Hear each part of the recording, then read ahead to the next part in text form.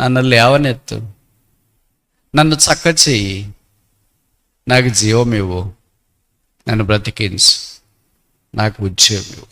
గుండె చెరిన వారిని ఆయన బాగు చేయవాడు. కనుక మన ఇబ్బందుల్లో, మన బాధల్లో, మన శ్రమలో, మన వేదనల్లో ఆయన చూచి మనిషిని వల్లే ప్రార్థన చేస్తాంలే అమ్మా, ఇంకా అంతకంటే ఏం చేస్తాం మనము, ఆయన దాటిపోడు. ఆయన చూసి దగ్గరికి వచ్చేవాడు, సహాయం చేసేవాడు, నాటేవాడు, లేవనెత్తేవాడు, పరిశుద్ధపరిచి. ప్రభు రక్తం ద్వారా సంపాదించిన మనము పడిపోయినప్పుడు ఆయన నిలువబెట్టకుండా ఎలాగుంటాడు, ఎలాగ దాటిపోతాడు, ఎలాగ చూసి చూడనట్లుగా ఉంటాడు. లేవనెత్తబడకుండా కూలబడి ఉన్నాం, పడిపోయి ఉన్నాం, నేలకు సమాంతరంగా వచ్చిపోయినాం. ఇప్పుడు ప్రభువు మనల్ని లేవనెత్త. ఎప్పుడైనా మిమ్మల్ని నన్ను ఎవరు అడగలేదు, అందుకనే చెప్తున్నా. మీరు ఇంత సంతోషంగా ఉన్నారు, ఏం కారణమని అడిగినారా? నన్ను ఎవరు అడగరు, ఎందుకంటే నేను అలా కనిపించను. మిమ్మల్ని ఎవరైనా అడిగినారా, ఎందుకు బ్రదర్ ఇంత సంతోషంగా ఉన్నారు, ఎందుకు అక్క ఇంత సంతోషంగా ఉన్నారు? క్రైస్తవులు ప్రతిరోజు ఆదివారంతో సహా 365 రోజులు వాళ్ళ ముఖాలు ఎలాగుంటాయంటే భూస్థాపనకు వచ్చినట్లుంటాయి. భూస్థాపనకు పోయినప్పుడు ప్రైజ్ లార్డ్ 85వ కీర్తన Psalm 85 verse 6 6వ వచనం. నీ ప్రజలు నీ యందు సంతోషించినట్లు నీవు మరలా మమ్మను బ్రతికింపవా? Will thou not revive us again? మమ్మను మరలా ఉజ్జీవింప చేయవా? ఇది వారి ప్రార్థన యొక్క సారం. ఇలాంటి ప్రార్థన మనం జీవితంలో ఎప్పుడైనా చేసినట్లు గుర్తుందా? అసలు మన ప్రార్థనలు కీర్తనలో లేవనుకుంటా. కీర్తనలో రాయబడిన ప్రార్థనలు మనకు లేవనుకుంటా. మనకు వచ్చని ప్రార్థనలు అసంబద్ధమైనవి. ఈ ప్రార్థనలు అనగా బైబిల్ సారంగా చేసే ప్రార్థనలు దేవుడు ఆలకిస్తాడు.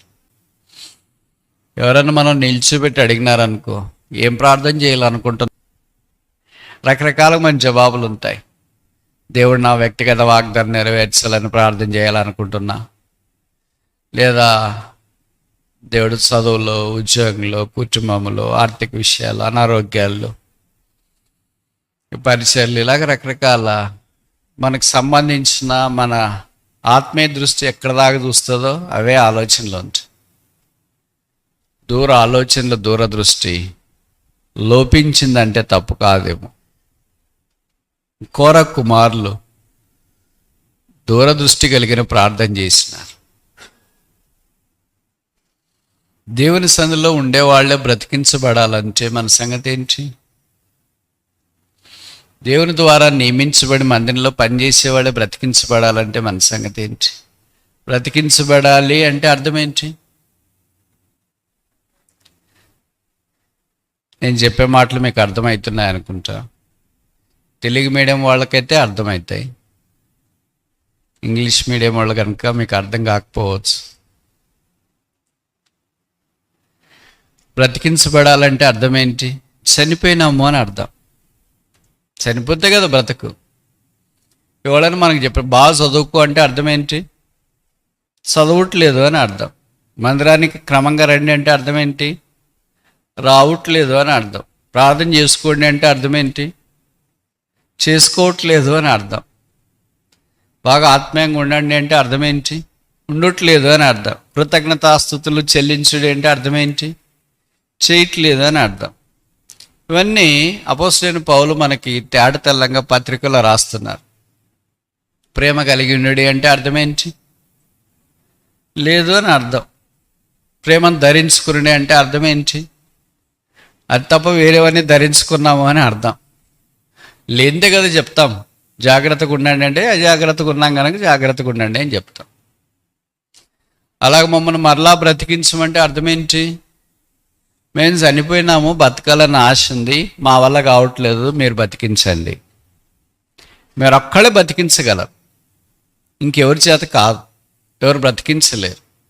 భోజనం పెట్టగలరు, ఆశ్రయం ఇవ్వగలరు, బట్టలు ఇవ్వగలరు, ఆర్థికంగా సహాయం చేయగలరు, అని మీరు ఒక్కడే బ్రతికించేది.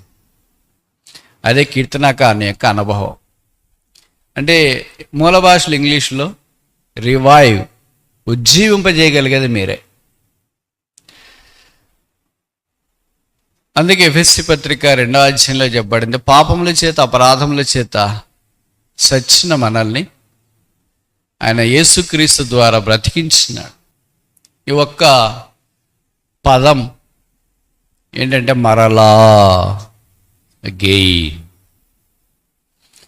అనే మాటను గురించి కీర్తనల్లో చెప్పబడిన 5 ప్రస్తావనలు చుట్టానికి ప్రయత్నం చేస్తా. మరలా మరలా అంటే ఇంతకుముందు చేసినారు, కానీ మేము దాన్ని భద్రంగా దాచుకోలేకపోయాం. మరలా చేయండి.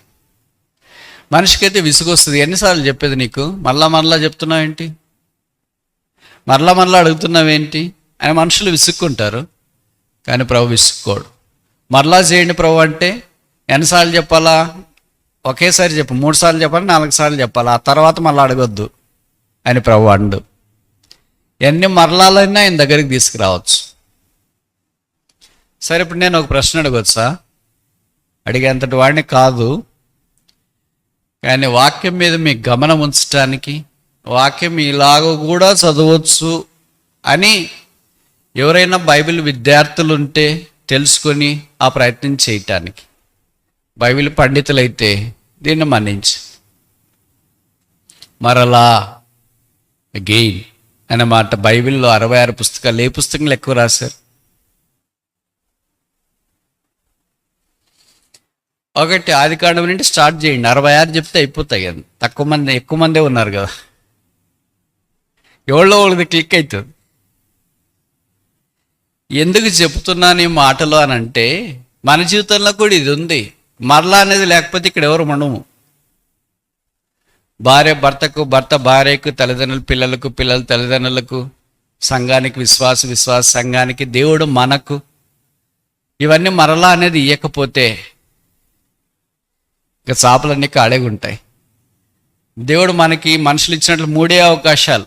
ఐఏఎస్ రాయాలి, ఓన్లీ 4 అటెంప్ట్స్, తర్వాత డిస్క్వాలిఫైడ్. మనకు కూడా క్షమాపణ మీరు 4 సార్లు అడగాల జీవితంలో.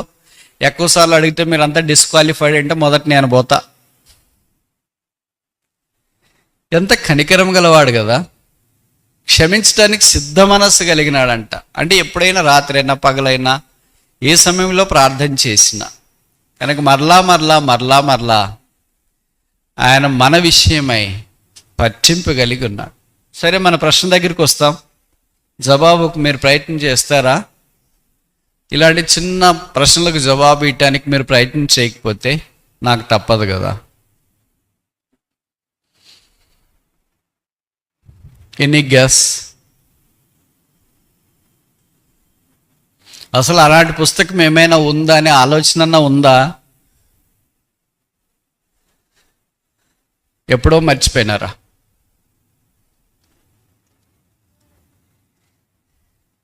చెప్పండి, నేను మిమ్మల్ని అడిగేంతటి వాడిని కాదు.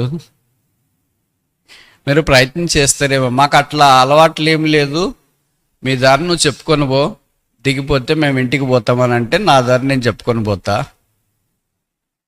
లేదు మేము కూడా కొంత ప్రయత్నం చేస్తాము అని అంటే మంచిది.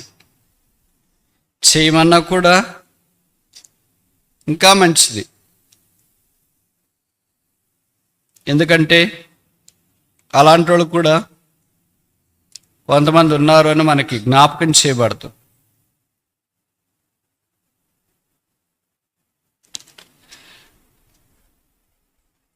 క్లూ చెప్పాను, కానీ మీరు ట్రై చేస్తే దొరుకుతుంది. మార్క్స్ వార్త 2వ అధ్యాయం 1వ వచనం. Mark chapter 2 verse 1. కొన్ని దినములైన పిమ్మట ఆయన మరలా కపెర్నహూముకు వచ్చి 13వ వచనం.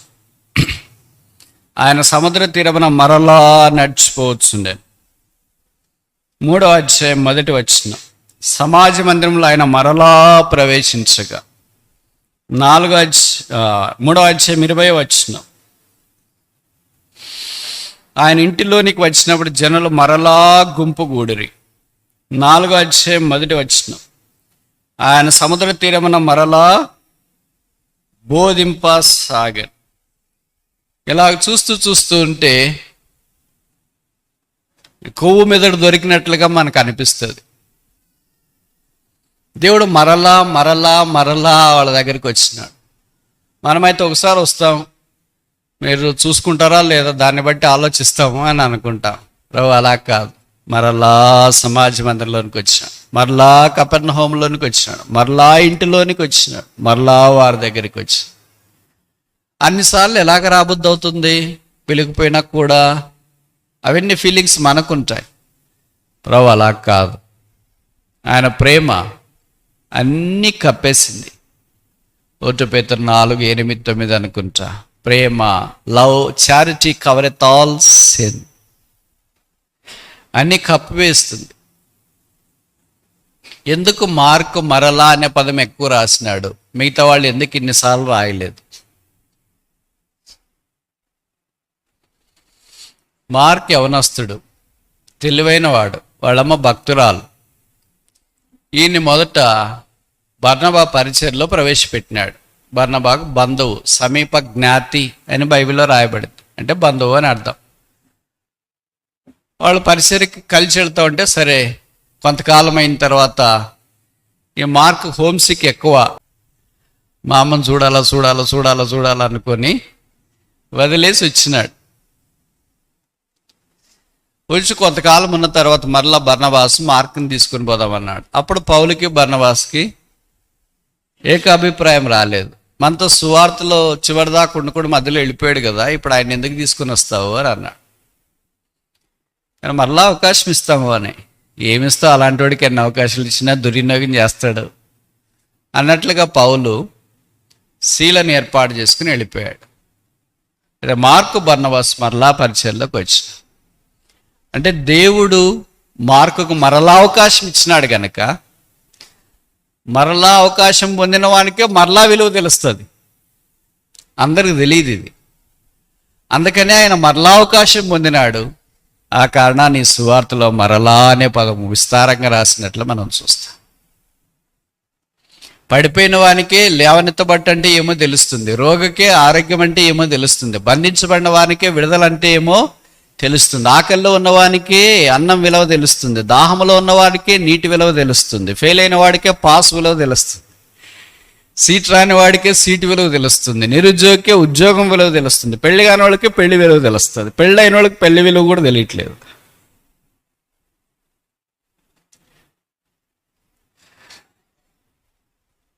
మార్కు మరలా దేవుడిచ్చిన అవకాశాన్ని సద్వినియోగం చేసుకుంది. 16 అధ్యాయాలు కలిగిన సువార్త రాయటానికి దేవుడు ఆయన వాడుకు. మీరు ఊహిస్తారా? ఒక వ్యక్తి పరిచయం మధ్యలో మానేసిపోయిన తర్వాత తిరిగి వచ్చి దేవుని చేత వాడబడి 4 సువార్థికులు ఒక సువార్థికుడు అవుతాడు. అంత పెద్ద పెద్ద కాకులు తిరిగిన వాళ్ళు ఉన్నారు, పేతురు లాంటి వాళ్ళు. అలాంటి వాళ్ళు సువార్త రాయలే. నతాల్నేలు లాంటి వాడు ఉన్నాడు, సువార్త రాయలే. పిలుపు లాంటి వాడు ఉన్నాడు, సువార్త రాయలే. ఇక సామాన్యమైన ఒక యవనస్తులు తిరిగి సమకూర్చబడిన వాడికి దేవుడు అవకాశం ఇచ్చింది. God is good at all times. దేవుడు అన్ని వేళలా నమ్మదగిన వాడు. మరలా ప్రభు దగ్గరికి వస్తే అవకాశం ఇస్తాడు. మరలా ఆయన వాడుకోవాలని కోరుతున్నాడు. మరలా ఆయన జాలిపడాలని కోరుతున్నాడు. మరలా రావడం ఇష్టమా? సిలువ ఎన్నిసార్లు అయినా ఆహ్వానిస్తుంది. ఆ సిలువ ఇలాగూ అడ్డకర్ర ఉన్నంత దాకా తూర్పు పడమరలు ఎంత దూరం ఉంటాయో అంత దూరంలో ఉన్న మానవుని ఆహ్వానిస్తూనే ఉంటుంది. అది ఇలాగ దగ్గరకు రాదు. దగ్గరకు వస్తే ఏమని అర్థం? Closed. It's not a circle. అది వృత్తం కాదు, అది అవృత్తం. వృత్తం అంటే దానికి ముగింపు ఉంటుంది, అవృత్తానికి ముగింపు లేదు. ప్రభు శిలువ ప్రేమ అలాంటిది.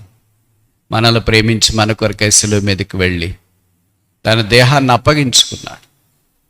మనఃపూర్వకంగా ఇష్టపూర్వకముగా సిలువలో బలయ్యాడు. దేవుని గొర్రెపిల్లగా వధించబడ్డానికి ఇష్టపడ్డాడు. బైబిల్లో రాయబడింది, అతను నలగొట్టుట యెహోవాకు ఇష్టమాయ. కొట్టడం కాదు, నలగొట్టుట. మనం పిల్లల్ని కొడతాం. దేన్ని నలగొడతాం? పిల్లల్ని ఎవరైనా నలుగొట్టేవాళ్ళు ఉంటే చేయొద్దండి. కొట్టేవాళ్ళు పాతకాలంలో ఉన్నారు, ఇప్పుడు లేరు అనుకోండి. వీళ్ళ వాళ్ళని కొడతాం. దీన్ని నలగొడతాం. ఏదైతే మనకు హాని చేస్తుందో దాన్ని నలగొడతాం. ఉదాహరణకు పాము లోపలికి వచ్చిందానికి, ఇక్కడికి ఎందుకు వచ్చావమ్మా, బయట ఎంత స్థలం పెట్టుకొని గ్రౌండ్లోకి పోయకపోయావా అని దాంతో సెల్ఫీ తీసుకుంటారా? ఇంకా పరగరే కడి తీసి రద్దీ తిరుగుతా. ఒకటి తోక దగ్గర, ఒకటి తల దగ్గర అక్కడెక్కడ కొడితే ఎవరో పిరుకోళ్ళు వెనక నుంచి ఇంకా తోక ఆడిస్తుందిరా అని. నువ్వు రావచ్చు కదరా దగ్గరికి. నేను వస్తే అది భయపడుతుంది లేరా, మీరే చంపేయండి. అది భయపడట్లేదు, నువ్వే దానికి భయపడినావు. దాన్ని కొట్టి కొట్టి బయటికి తీసుకెళ్ళిన తర్వాత ఇంకా కొంతమంది పిల్లలు ఉంటారు కదా, దాని తల మీద బాగా నల్లగా కొడతారు. ఏది విషపూరితమైనదో, ఏది హానికరమైనదో దాన్నే నల్లగొడతాం. అతను నల్లగొట్టుట యేసుప్రభు వారు విషపూరితం కాదు, హాని కాదు. దైవ గొర్రెపిల్ల, పరమాత్ముడు, పాపరహితుడు, నిర్దోషి. కొడితే మన పాపాలకు క్షమాపణ వచ్చేటట్లు లేదని దేవుడు ఆయన నలగొట్టడానికి అప్పగించిన. ఆయన సిలువలో నుండి కార్చిన రక్త ప్రవాహం ఆ ఊట ద్వారా పాపలమైన మనకు రక్షణ సంప్రాప్తమైంది. ఇది ఉచితం, ఇది భాగ్యం, ఇది పుణ్యం, ఇది దానం, ఇది ఈవి, ఇది వరం. ఇది సిలువలో నుండి మానవ జాతికి నిత్యము ప్రవహిస్తున్న దైవ ప్రవాహం. ఎవరి సిలువ రక్త ప్రవాహంలోనికి వచ్చి తమను తాము కడుక్కొని శుద్ధీకరించబడతారు, వారు రక్షణ పొందుతున్నారు. పరలోక రాజ్యం వారిది. ఎవరు ఇంకా రక్షణ కొరకు వాయిదా వేసి తీర్మానం చేయకుండా అలాగే కాలం చేస్తున్నారు, మీ ప్రాణమునకు మీరే ఉత్తరవాదులు. ప్రభువైన యేసు నందు విశ్వాసం ఉంచు, అప్పుడు మీరునో మీ ఇంటి వారినో రక్షణ పొందుతారు. రక్షణ పొందిన మనము ఈ కీర్తనకారుడు కోర కుమారులు చేసిన ప్రార్థన, మరలా 5 కనీస ప్రస్తావనల కీర్తనలు ఉన్నాయని మనకు పరిచయం కదా. మొదటి చూస్తామా? కీర్తనలు 51:12, 51:12. నీ రక్షణ ఆనందము నాకు మరలా Joy of salvation, give unto me the joy of salvation again. రక్షణానందం కోల్పోయారు పాపాన్ని బట్టి. మన జీవితంలో కూడా రకరకాల పరిస్థితులను బట్టి రక్షణానందం కోల్పోయినాం. మనం చూస్తే ఎవరైనా వీళ్ళు రక్షణ పొందినారు ఆయన ముఖాన్ని చూసి చెప్తారా? ఎప్పుడైనా మిమ్మల్ని నన్ను ఎవరు అడగలేదు, అందుకనే చెప్తున్నా. మీరు ఇంత సంతోషంగా ఉన్నారు, ఏం కారణమని అడిగినారా? నన్ను ఎవరు అడగరు, ఎందుకంటే నేను అలా కనిపించను. మిమ్మల్ని ఎవరైనా అడిగినారా? ఎందుకు బ్రదర్ ఇంత సంతోషంగా ఉన్నారు, ఎందుకు అక్క ఇంత సంతోషంగా ఉన్నారు? క్రైస్తవులు ప్రతిరోజు ఆదివారంతో సహా 365 రోజులు వాళ్ళ ముఖాలు ఎలాగుంటాయంటే భూస్థాపనకు వచ్చినట్లుంటాయి. భూస్థాపనకు పోయినప్పుడు ప్రైజ్ లార్డ్,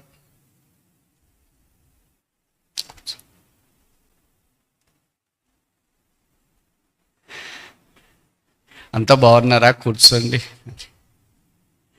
అక్కడ శ్మశాన నిశ్శబ్దం ఉంటుంది, అక్కడ కూడా షామాన వేసింటారు, చైన్లు వేసింటారు.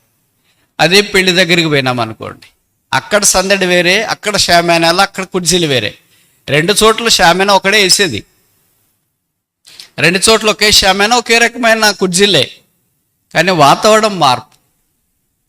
పెళ్లి షామాన, అక్కడ కుర్చీలు, అక్కడ వాతావరణం వేరే.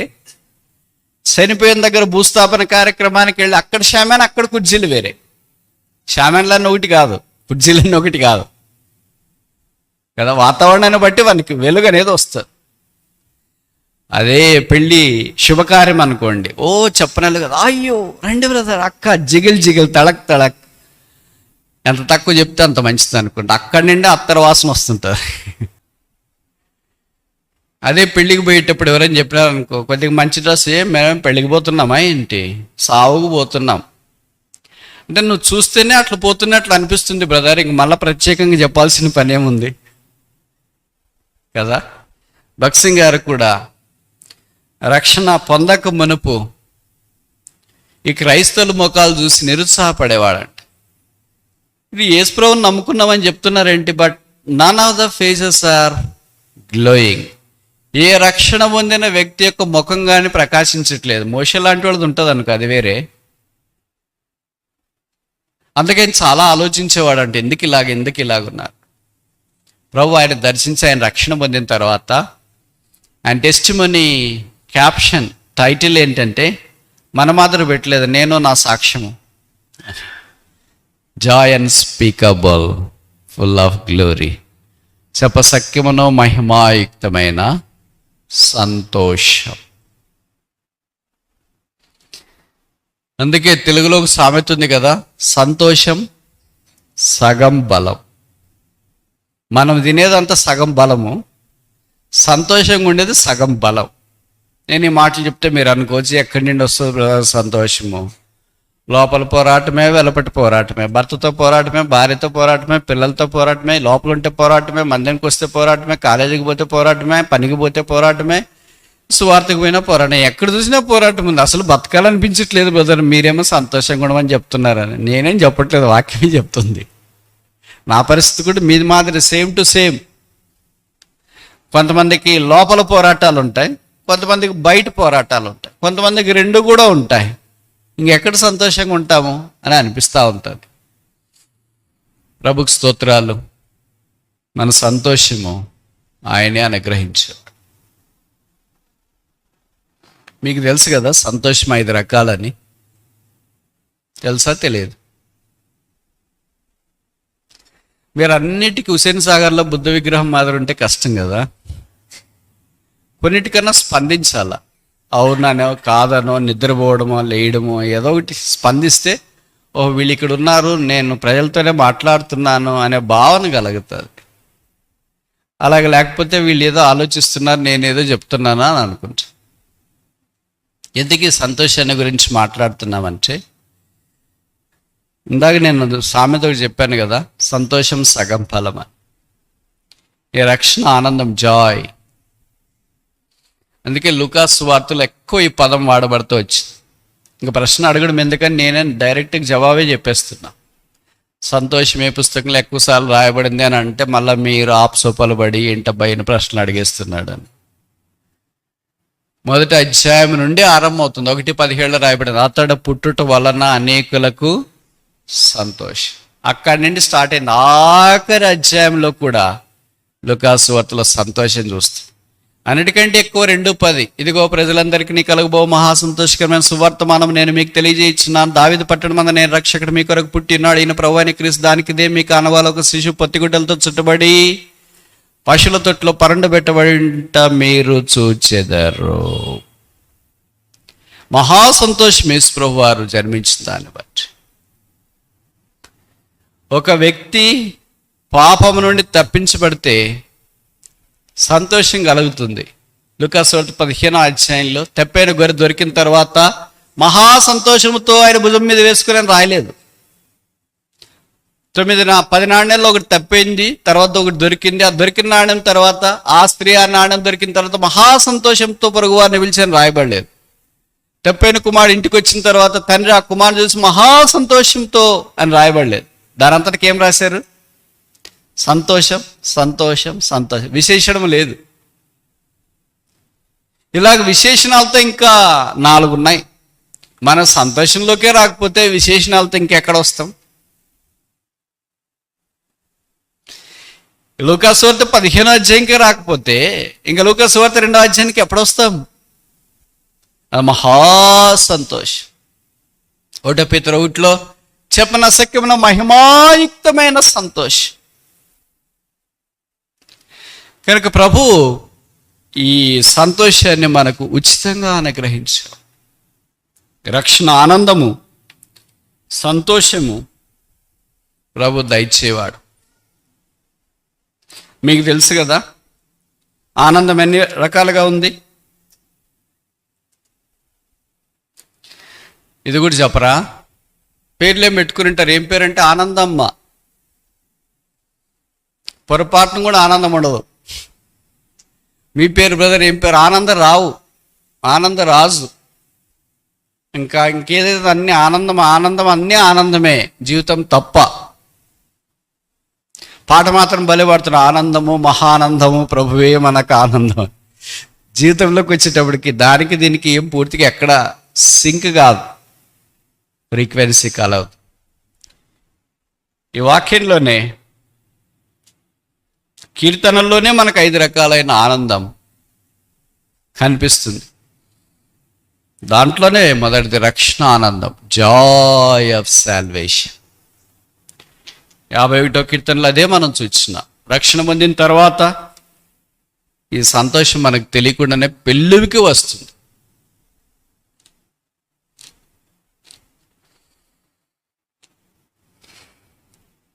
రెండోది చెప్పమంటారా? 5 మీరు హోంవర్క్ తీసుకుంటారా? 5 సంతోషాలు హోంవర్క్ తీసుకోవాలా, 5 ఆనందాలు హోంవర్క్ తీసుకోవాలా? అంటే ఎవరైనా బైబిల్ విద్యార్థులు ఉంటే, లేదు మేము బైబిల్ పండితులు అనుకుంటే ఇక్కడే వదిలేసిపో. రెండోది చెప్పనా? 68వ కీర్తన 3వ వచనం, 68వ కీర్తన 3వ వచనం, వారు మహానందం పొందుదురుగాక. ఆనందముతోనే ఆగిపోలేదు, మహదానందముతో దేవుడు మనల్ని నింపాలని కోరుతున్నాడు. కనుక రక్షణ ఆనందం మరలా మాకు దయచేయి.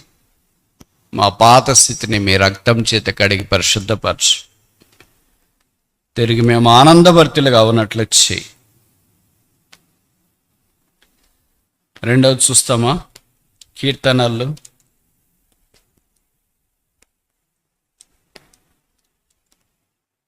61వ వచనం, Psalm 60 verse 1. దేవా, మమ్మ విడనాడి ఉన్నావు, మమ్మ చెదరగొట్టి ఉన్నావు.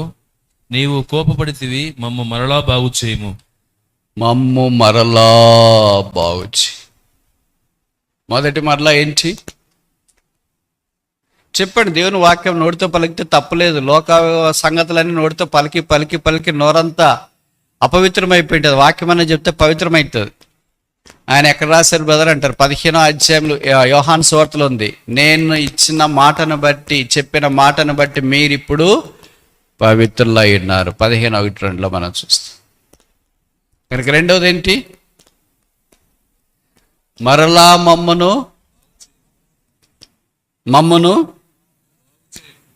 మమ్మను బాగు చేయమంటే ఏమైంది? బాగులేమనే కదా అర్థం. ఆయన పేరే బాగు చేసేవాడు. కొంతమంది పేర్లు ఉంటే వాళ్ళు చెడుపు చేసేవాడు. బాగు అనేది పొరపాటును కూడా వాళ్ళ జీవితంలో విషమంతా కూడా కనపడదు, శేషం కూడా కనపడదు. ఇక్కడ ప్రభువులో విషమంతా కూడా పొరపాటు చేయడం అనేది కనపడదు, కీడు కనపడదు. ఆయన అన్నీ బాగు చేస్తాడు. మీకు ఒక వచనం తెలుసు అనుకుంటా కదా, 147:3, గుండె చెదిరిన వారిని ఆయన బాగు చేయువాడు. చాలు. మనిషి వల్ల కలిగే బంధం మనసు మారనంత దాకా ఉంటుంది. మనసు వల్ల కలిగే బంధం మట్టిలోకి వెళ్ళేదాకా ఉంటుంది. మనది మొదటి బంధమా రెండో బంధమా? రెండూ కాదా? నేను చెప్పిన మాటలు మీకు అర్థమయ్యాయా? మనిషి వల్ల కలిగే బంధం మనిషి మారేదాకా ఉంటుంది. అంటే మీరు మంచి వాళ్ళని తెలిస్తే మనకు కొంత అటాచ్మెంట్ వచ్చింది అనుకోండి, తర్వాత నేను చెడ్డోడని మీకు తెలిస్తే ఏమవుతారు? దూరం అయిపోతారు. మనిషి మారేదాకా ఆ మనిషి వల్ల కలిగే బంధం ఉంటుంది. మనస్సు వల్ల కలిగే బంధం మనస్సు మట్టికి వెళ్ళేదాకా ఉంటుంది. మన బంధాలు మనిషిని బట్టే, మనస్సును బట్టే. ఏమంటారు జవాబు? నిరుత్తరులై ఉన్నారు. నోట మాట రాని పరిస్థితులు ఉన్నాయి. జీవితం అంతా చూసినప్పుడు అలాగే అనిపిస్తుంది. అయితే సిలువ బంధం, క్రీస్తు బంధం, యేసు రక్త బంధం, ఆత్మీయ బంధం, సమాధాన బంధం, పరలోక బంధం నిత్యత్వం వరకు ఉంటుంది. మనిషి బంధం, మనసు బంధం విడిచిపెట్టి క్రీస్తు బంధములోనికి రావాలని ఆహ్వానిస్తుంది.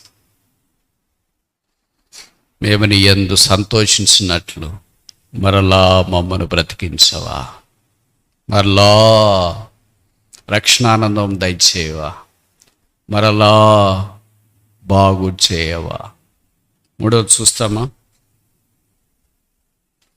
కీర్తనలు 71:20, Psalm 71:20. అనేకమైన కఠిన బాధలను మాకు కలుగజేసిన వాడా, నీవు మరలా మమ్ము బ్రతికించెదవు. భూమి యొక్క అగాధ స్థలములలో నుండి నీవు మరలా మమ్ము లేవనెత్తెదవు, మరలా మమ్మను లేవనెత్తెదవు, ఉద్ధరించెదవు అని అర్థం. లేవనెత్తెదవు అంటే లేవనెత్తబడకుండా కూలబడి ఉన్నాం, పడిపోయి ఉన్నాం, నేలకు సమాంతరంగా వచ్చిపోయినాం. ప్రభువు మనల్ని లేవనెత్త. ప్రభువు మానవుడిగా భూమి మీద ఉన్న దినాల్లో సువార్తల్లో లేవనెత్తినాడు కొంతమందిని. ఆయన చెయ్యి పట్టుకొని అనే మాటలు మనం చూస్తాం. వారు లేవనెత్తగా ఆయన మాటలు ప్రస్తావించబడ్డాయి. కొన్నిసార్లు ఆయన చెయ్యి పట్టుకొని లేవనెత్తాడు, కొన్నిసార్లు మాట ద్వారా లేవనెత్తినాడు. ఉదాహరణకి ఆదికాండం 28వ అధ్యాయంలో 11వ వచనం. ఒక చోట చేరి ప్రొద్దుగురింకినందున అక్కడ ఆ రాత్రిని నిలిచిపోయి ఆ చోటి రాళ్ళలో ఒకటి తీసుకొని తనకు తలగడగా చేసుకొని అక్కడ పండుకొనెను. అక్కడ పండుకొనెను. 13వ వచనం. మరియు యెహోవా దానికి పైగా నిలిచి, నేను నీ తండ్రి అయిన అబ్రహాము దేవుడను ఇస్సాకు దేవుడైన యెహోవాను, నీవు పండుకొని ఉన్న ఈ భూమిని నీకు చాలు. పండుకొని ఉన్న యాకోబు ఏం చేస్తున్నాడు? పండుకొని ఉన్నాడు. పండుకొని అంటే మనం నడుము వాలుస్తామంటాం కదా, అంటే దేహము భూమికి సమాంతరంగా ఉంటుంది. అంటే అర్థం ఏంటి? అందుకని చనిపోయినప్పుడు కూడా దేహాన్ని అలాగ పడుకోబెట్టి నేల మట్టి నుండి తీసినావు గనుక మట్టి అయిపోను. అది మనిషి యొక్క మానవ జీవితాన్ని జ్ఞాపకం, క్షేమయ జీవితాన్ని జ్ఞాపకం, తుచ్చమైన జీవితాన్ని జ్ఞాపకం, గతించే జీవితాన్ని జ్ఞాపకం చేస్తుంది. దేవుడు ఎలాగున్నాడు? 13వ వచనం మొదటి వరుస. మరియు యెహోవా దానికి పైగా నిలిచి. చాలు. ఆయన ఎట్లున్నాడు? పడుకొని ఉన్నాడా? నిలిచి. ఆదికాండం 28:13 వచనం దేవుని యొక్క పొజిషన్, మనుషుని యొక్క పొజిషన్ జ్ఞాపకం చేస్తుంది. మనిషి ఇట్లా పడుకొని ఉన్నాడు, దేవుడు ఇట్లా నిల్చున్నాడు. ఏమొచ్చినా ఈ రెండు కలిపితే క్రాస్, సిలువ. ఇప్పుడు పడుకున్న మనిషిని దేవుడు ఏం చేస్తున్నాడు? లేపుతున్నాడు. పడుకున్న మనిషి లేవడానికి ఎన్ని డిగ్రీలు లేవాలా? ఎన్ని డిగ్రీలు లేయాలా? 90 డిగ్రీలు. అంతేనా? ఇక్కడ పడుకొని ఉన్నవాళ్ళు ఇట్లా లేయాలంటే ఎన్ని డిగ్రీలు? ఇక్కడి నుండి ఇక్కడికి 90 డిగ్రీలు. కనుక 0 డిగ్రీ నుండి 45కే దేవుడు తీసుకుని వచ్చి వదిలేయలేదు, 50కి తీసుకుని వచ్చి వదిలేదు, 60 డిగ్రీలకు తీసుకుని వచ్చలేదు, 90 డిగ్రీలకు తీసుకుని వచ్చి ఆయనతో కూడా నిలువబడినట్లు లూకా 24:15 చెప్పబడింది. యేసు తానే వచ్చి వారితో కూడా నడిచెను. పడుకున్న వ్యక్తిని దేవుడు ఏం చేస్తున్నాడు? ఇప్పుడు నడిపిస్తూ. యెషయా 50:11 ఏం చెప్తుంది? The Lord shall guide thee continually. ఆయన నిత్యము నిన్ను నడిపించును. కనుక మనుషుడు ఎప్పుడు పడుకొని ఉన్నాడు. భూమికి సమాంతరంగా మనుషుని ఆలోచనలు, తలంపులు అన్నీ అలాగే. అందుకే కొలసి 3:1 చెప్పబడింది కదా, మీరు క్రీస్తు కూడా లేపబడిన వారైతే లేపబడిన వారైతే అంటే అర్థమేంటి? మీరు పడుకొని ఉన్నారు, లేపాలంటే క్రీస్తు వల్ల మాత్రమే అవుతుంది.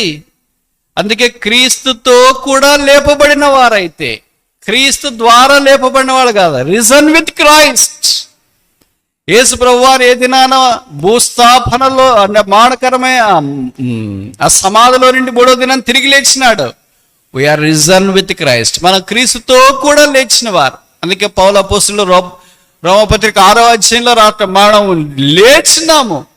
ఆ బాప్తిస్ కార్యక్రమం అదే మనకు జ్ఞాపకం చేస్తుంది. We are risen with Christ, no more death. చనిపోయి మృతుల్యమైన వారిగా లేము. మమ్మల్ని లేవనెత్తు. ఈ లేవనెత్తిని ఇలాగ నిలబెడితే ఏమైపోయింది? క్రమేణా మళ్ళా పడిపోతాం.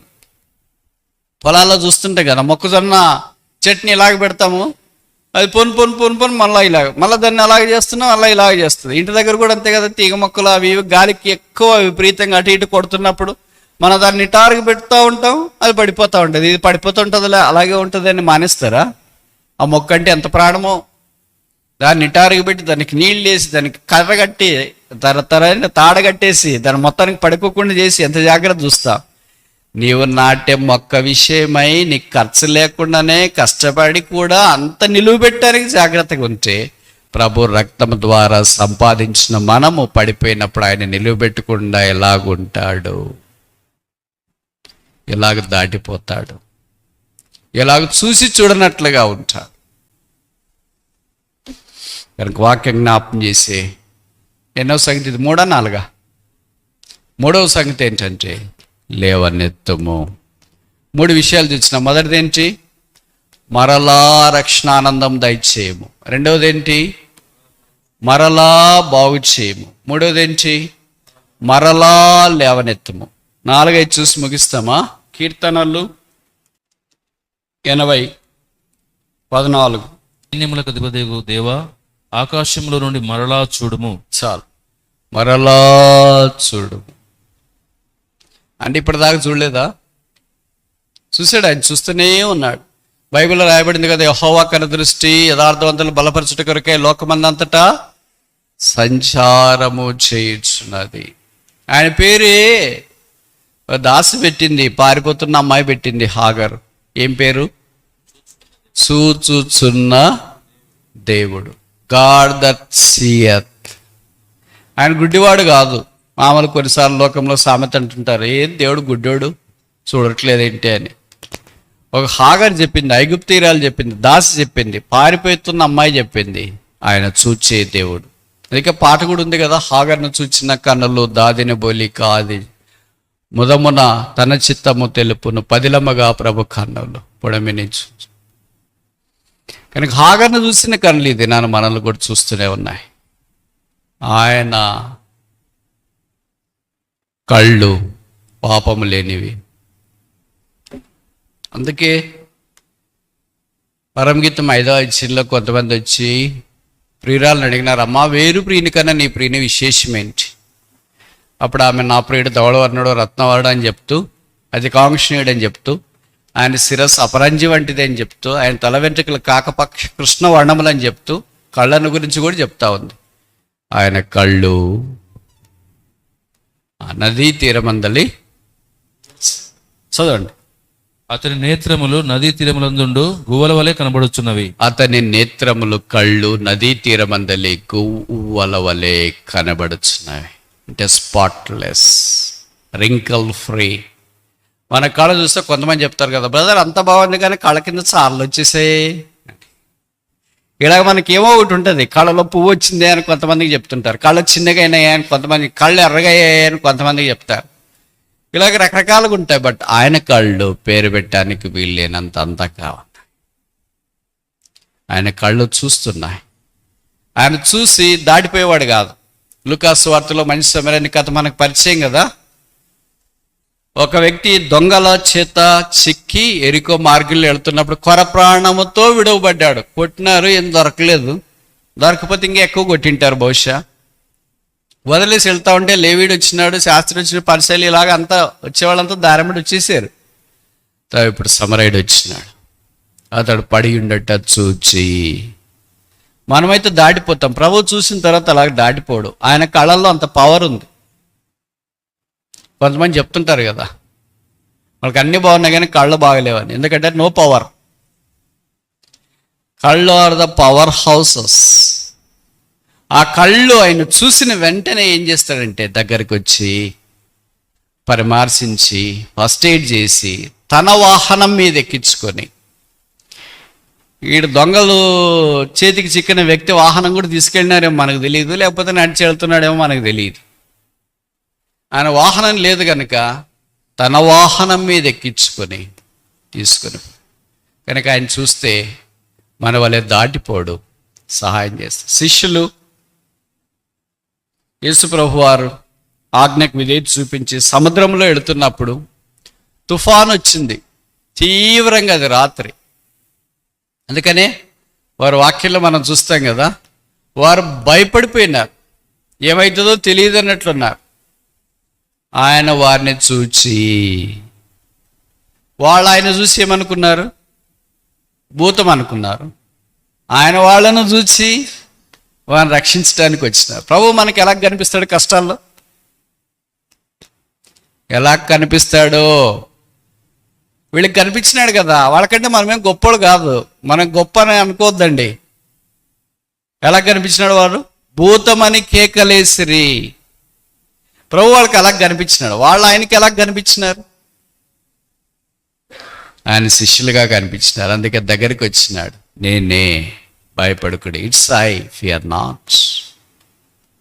వారు ఆయన్ని చేర్చుకున్నారు. బైబిల్లో రాయబడింది, అప్పుడు గాలియు సముద్రమును మిక్కిలి నిమ్మళమాయను. It was stand still. ప్రభు మన దగ్గరికి వస్తే ఆయన సెలవీయగా తుఫాను పుచ్చెను, ఆయన ఆజ్ఞాపించగా అది మిక్కిలి నిమ్మళమాయను. కీర్తనలో మనం చూస్తాం. కనుక మన ఇబ్బందుల్లో, మన బాధల్లో, మన శ్రమలో, మన వేదనల్లో ఆయన చూచి మనుషుని వల్లే ప్రార్థన చేస్తాంలే అమ్మా, ఇంకా అంతకంటే ఏం చేస్తాం మనము? ఆయన దాటిపోడు. ఆయన చూసి దగ్గరికి వచ్చేవాడు, సహాయం చేసేవాడు, నాటేవాడు, లేవనెత్తేవాడు, పరిశుద్ధపరిచి.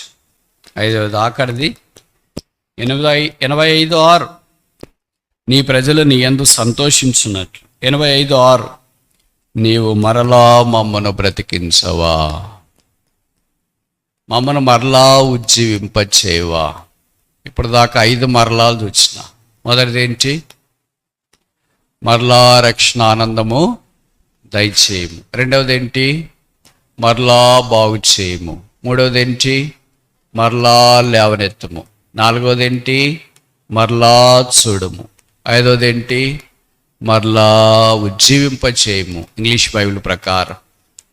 ఇప్పుడు ఈ 5 మరలాల్లో మనం ఏ మరలా దగ్గర ఉన్నాం? మొదటిదే, రెండవదే, మూడవదే, నాలుగవదే, ఐదవదే?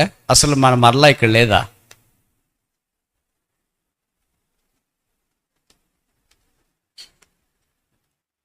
చెప్పరేంటి? ఎక్కడున్నాం మనము? మొదటి దాని దగ్గర నుండి ఆఖరి దగ్గరికి రావాలని ప్రభు కోరుతుంది. నువ్వు మరలా మమ్మను బాగు చేయకపోతే, మరలా లేవనెత్తకపోతే, మరలా మా కన్నీరు తుడవకపోతే, మరలా మా గాయాలు కట్టకపోతే, మరలా మమ్మల్ని దర్శించకపోతే, మరలా మమ్మల్ని బ్రతికించకపోతే, మరలా మమ్మల్ని జీవింపకపోతే ఇంకెవరు చేస్తారు? ఎవరి చేత కాదు ఇది. ఒకే ఒక్కడు మన జీవితాలు బాగు చేయవాడు. మార్కు 7:37, ఈయన సమస్తము బాగుగా చేసి. 147:3 మనం చూసినాం, గుండె చెరిన వారిని ఆయన బాగు చేయవాడు. ఆయన బాగులు 5 రకాలుగా కీర్తనలో గ్రంథస్థం చేయబడ్డాయి. ఆయన ఆనందం 5 రకాలుగా గ్రంథస్థం చేయబడి, ఆయన సంతోషం 5 రకాలుగా గ్రంథస్థం చేయబడి, ఆయన్ని అన్నిటికీ ఆలవాలయం, నిలయం, ఆయనే సమస్తం, నాకు ఆధారం, ఆయనే దాగుచుంటు. మన ప్రార్థనలు ఏంటి? బహుశా ఇలాంటి ప్రార్థనలో ఏది మనకి మ్యాచ్ కాదనుకుంటా కదా. ఒకవేళ కాకపోతే మనం ఈ ప్రార్థన చేయటానికి అలవాటు చేసుకుంటాం. మన ప్రార్థనలు అన్నీ భౌతికంగా ఉంటాయి. నన్ను లేవనెత్తు, నన్ను చక్క చెయ్యి, నాకు జీవం ఇవ్వు, నన్ను బ్రతికించు, నాకు ఉద్యోగం ఇవ్వు, నేను పండుకొని ఉన్నాను, నన్ను లేవనెత్తు. పండుకొని ఉన్న వారిని లేవనెత్తుట కొరకై ఆయన కూడా మన కొరకై పండుకొనను. ఇది నేను చెప్పే మాట కాదు, వాక్యంలో రాశారు. లూకాసు వార్త 2:10-11 మనం చూస్తాం కదా. ఒక శిశువు పొత్తి గుడ్డలతో చుట్టబడి తొట్టిలో ఏం చేయబడ్డాడు? పరుండబెట్టబడి ఉన్నట. ఒకవేళ మీకు అది అనుమానంగా ఉంటే ఆదికాండం చూడండి, ఆ వచనం చూసి ముగిస్తామా. 49:9, ఆదికాండం 49:9. యూదా కొదమసింహము, నా కుమారుడా, నీవు పట్టిన దాన్ని తినవచ్చితివి. సింహం వలెను, గర్జించు ఆడు సింహం వలెను అతడు కాళ్ళు ముడుచుకొని, చెప్పండి, అతడు కాళ్ళు ముడుచుకొని. ఎవరు అతడు? ఇప్పుడు లూకాసు వార్త 2:10-11 చూడండి. యూదా గోత్రపు సింహం, ఇక్కడ రాశారు కదా, కొదమ సింహం అంట. ఆయన పండుకొనెను 2:12, లూకా 2:12. దానికి ఇదే మీ కనవాలు, ఒక శిశువు పొత్తిగుడ్డలతో చుట్టబడి ఒక తొట్టిలో పండుకొని ఉండుట మీరు చాలు. చూచె-. ఎప్పుడో జరిగే సంగతులు, కొన్ని వేల సంవత్సరాల క్రితం జరిగే సంగతిని యాకోబు ఎంత చక్కగా రాసి, మనం ఏమనుకుంటే యాకోబు అంటే మోసగాడు, అంత గుడ్ ఎగ్జాంపుల్ కాదేమో అనుకుంటాం. చూడండి ఎంత ప్రవచనపూర్వకంగా రాశాడు. పరుండబెట్టబడి ఉన్నాడు, ఆయనను లేపువాడేవాడు. సింహము తిరుగుతూ ఉంటే వాళ్ళని తప్పించుకోవచ్చేమో, కానీ అది పడుకున్నప్పుడు దాని జోలికి వెళితే ఎవరు తప్పించుకోలేరు. అందుకని సాధారణంగా వాడి జోలికి వెళ్ళరు. ఆయన యూదా గోత్రపు సింహం, యూదా కొదమ సింహం. ఆయన పండుకొని మనల్ని కూడా లేవనెత్తడానికి ఇష్టపడ్డాడు. కనుక ఆ ప్రభువుకు మనల్ని అప్పగించుకొని ఈ కీర్తనాకారుల యొక్క ప్రార్థన మన ప్రార్థన అయి ఉండనట్లు, ప్రభువా మమ్మను మరలా ఆనందింపచేయి, మమ్మను మరలా బాగు చేయి, మమ్మను మరలా లేవనెత్తు, మమ్మను మరలా ఉజ్జీవింపచేయి, మమ్మల్ని మరలా బ్రతికించు. ప్రభువు మరలా తన కార్యం మనలో జరిగించునుగాక. ఆమేన్.